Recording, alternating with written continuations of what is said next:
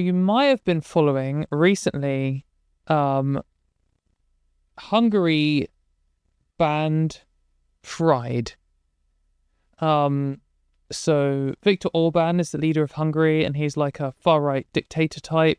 He has been voted in, and Hungary are in Europe, like they're in the European Union. So they've got like some level of democracy that they need to hold up, but he's certainly a Trumpy kind of person and is taking away people's human rights, and it's starting to become like contentious within the European Union. Anyway, he banned Pride altogether, banned Pride from happening in Budapest, which is the capital, said that anyone who turned up would be fined and arrested. But not only that, the article that I was going to cover just before this, so shortly before the original date for Budapest Pride, the far-right group, so this is translated from Hungarian, the far-right group HVIM announced that it's going to have rallies on the day that Pride was meant to be held along the original Pride route, in order to intimidate anyone who might want to turn up for Pride. They got permission from the police. So there's some contention going on in Hungary here where Viktor Orban, who's the leader of the whole country, is like super anti-LGBT, but the mayor of the city said that he encourages people to go to Pride. But then the police have given permission to these like far-right Nazi types to turn up and intimidate people who do go to Pride. So yeah, quite stressful. I was talking to some people who live here and were very stressed by this because they were going to go to Pride, but it's like the far right is turning up. Like, how is this going to go down?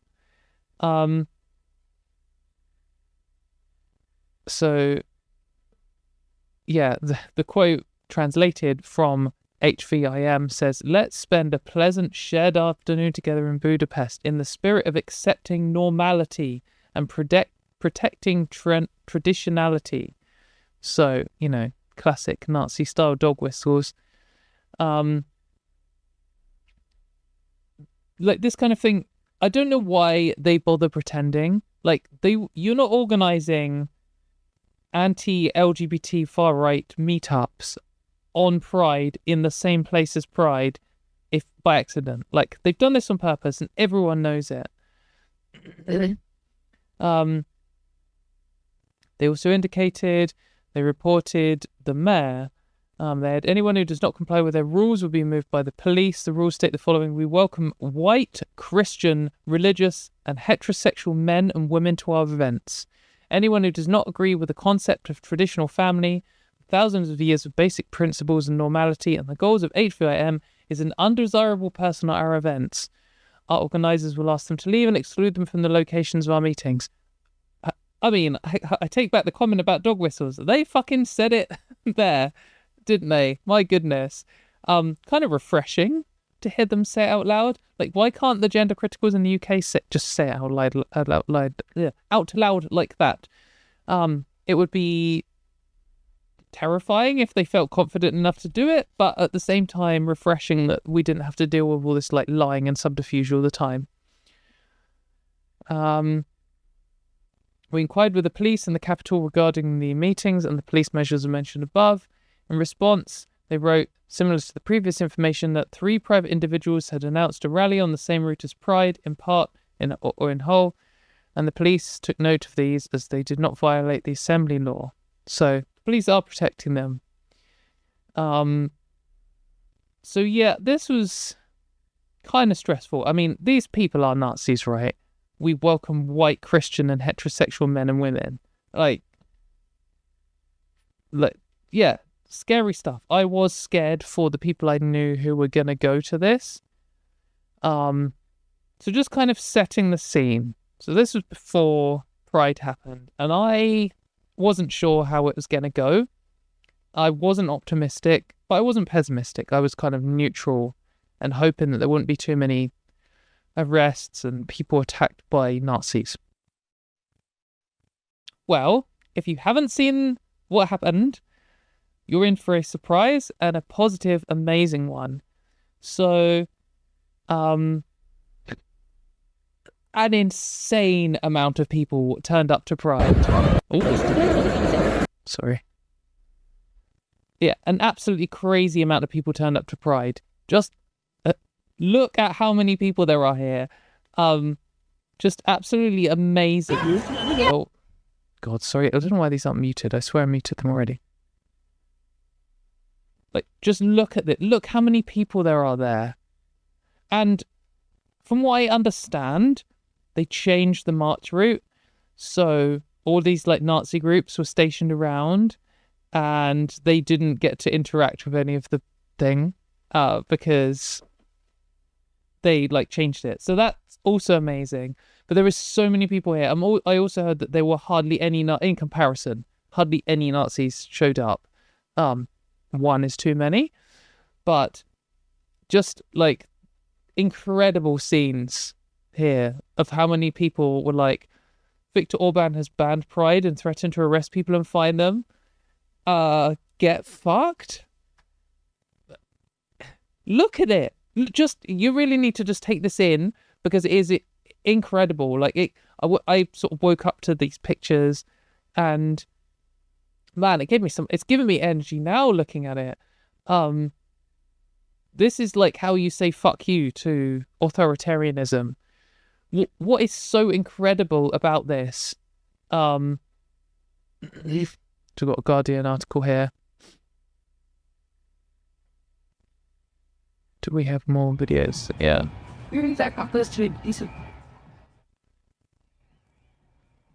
Like, what is so incredible about this is that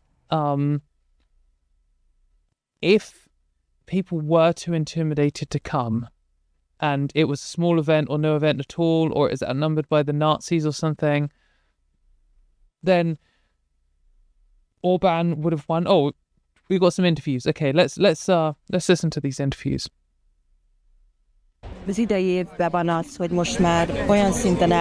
Okay, well, they're in Hungarian, obviously. Absolute idiot. Let's read these interviews. So she says, it is this year that the situation got so toxic in Hungary, including in Budapest, which is the capital of Hungary, that now we need to make our voices heard a little more loudly. A little more loudly. I saw estimates there was like 200,000 or 250,000 people turned up. Pretty crazy. Definitely peacefully, but we need to be present and we need to be out there. This is about much more than about homosexuality. True. It is about resisting authoritarianism, about equal LGBT rights in the first, but more than that. That's the correct way of phrasing it. Well done. This is our last moment to stand up for our rights.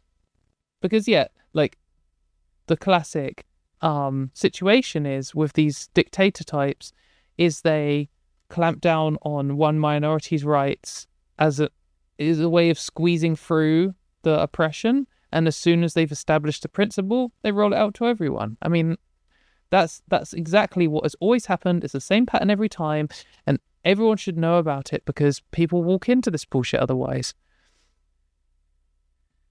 But yeah, the reason why this is... Oh, good, we've got another interview. I think this is outrageous because the right to assembly is a basic human right. True. And I don't think it should be banned.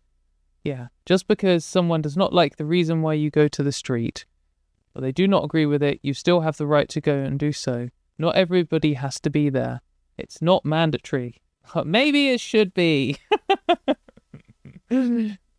Oh yeah, the government had also threatened that it was going to have facial recognition software. So they're going to start recording who was at these prides. Fine them €500. Just quite a lot of money. So, but yeah, the reason why it's so important to humiliate, or the reason why it's so important for people to turn out to this, is it doesn't just like resist the authoritarianism. It also humiliates the authoritarians. Like the whole thing is that they have power. Everything they do is a show of power, a flex of what control they have. And every time they show their power, they're like establishing it further. And then they're able to show their power more in the future. And this was a show of power. We're going to ban Pride. We're going to let the Nazis show up. We're going to make people too scared to go outside. We're going all in on this. This is like a big deal. We're resisting what the European Union is saying. We're using facial recognition software. We're going to arrest people. And it absolutely fucking failed. They got eradicated. Again, like a 250,000 people was one of the estimates I saw. 200,000 people showing up. It's not like they held a pride parade and it kind of went ahead anyway despite protests. This has completely swamped them. And it is humiliating for Viktor Orban because it's shown that he doesn't have the power here. Like, far from it. He has absolutely no power here at all. And not only is that like uplifting for me and hopefully for you, it's like crushing for him. And these people, like authoritarians, always have very low self-esteem and they're very upset when they're humiliated. They can't take it. They dish out a lot and they cannot take anything back. Like, he's absolutely fucking raging at this, which is just amazing still. And it makes them it takes away their power doing things like this, just showing up.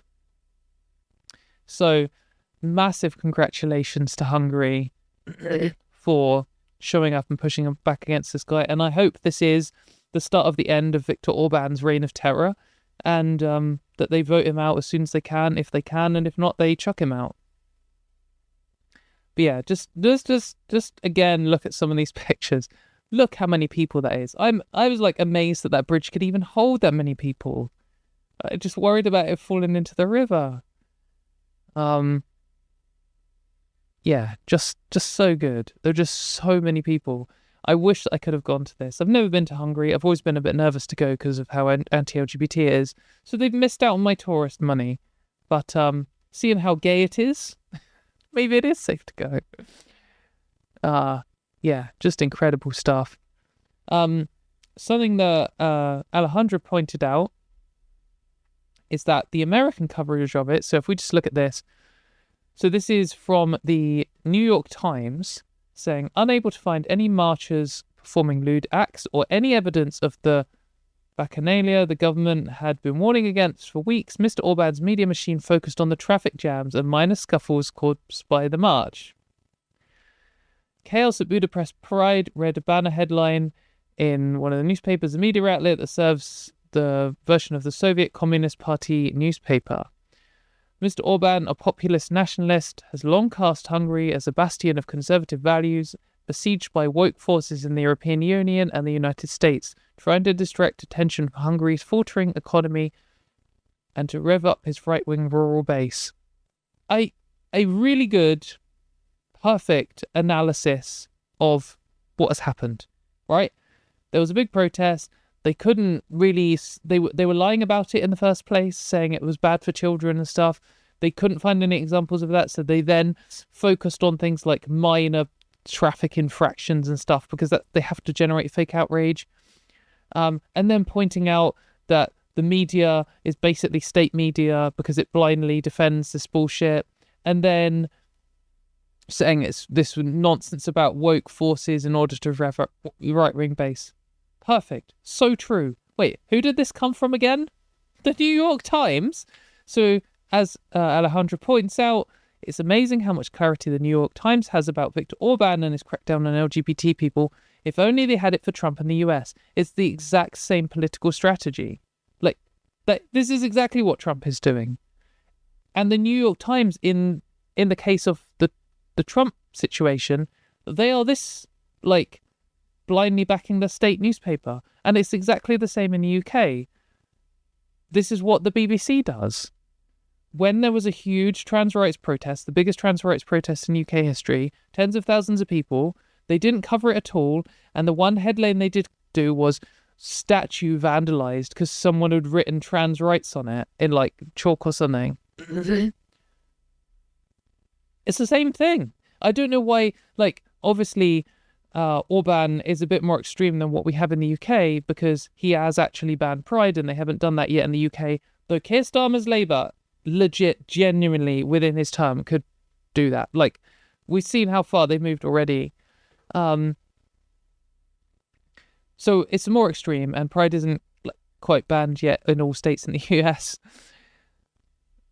So it's a bit more extreme there, but it's the same strategy. Like, when Orbán came into power, the first thing he did was strip trans people of their rights. Like, his number one thing. It's been one of his ways of motivating people to vote for him for ages. It's the far right strategy, and the exact same thing is going on in the UK and the US. Hungary is just a little bit further ahead than us. I mean, America's catching up fast, depressingly, may even overtake. I don't know if Hungary has concentration camps, but the UK is catching up fast with Hungary too. And we can all see it when it's Hungary, because Hungary is foreign enough that when we look at it, we're like, oh yeah, this is a crazy power-hungry dictator who hates LGBT people and is using attacks on LGBT people to build support from the far right and to crack down on everyone's human rights. That is obviously true for Hungary. So why isn't it obviously true for the USA? Why isn't it obviously true for the UK? What's the difference, other than they're further along? Why is it that when I watch all of these, like, UK liberal YouTube channels talking about the Keir Starmer government, they talk about attacks on immigrants, and they talk about, like, fiscal policy, and they'll talk about even the attacks on disabled people sometimes, but they don't mention trans people and attacks on trans rights. And they'll look over at all these other authoritarian governments and say how bad they are. Why aren't they speaking up about it? Why aren't people saying, look, trans rights is being used as one of the top 3, like, motivational reasons to give the far right power and to some far right support? Why aren't you, in other countries, why aren't you pushing back against it in your own country? It's just incredibly frustrating when they're like, the Labour Party is moving far right, and that's causing them to attack disabled people and immigrants. And LGBT people. Come on, wake up. This is happening here too. The most anti-LGBT government of my lifetime is right now in power in the UK. Probably that's true for the USA as well. Yeah, it's just a fundamental part of it. But anyway, just like in Hungary, the more they crack down on us, the more we'll stand up to it. And we will have 200,000 people on the streets, and get fucked, Viktor Orban, you piece of shit.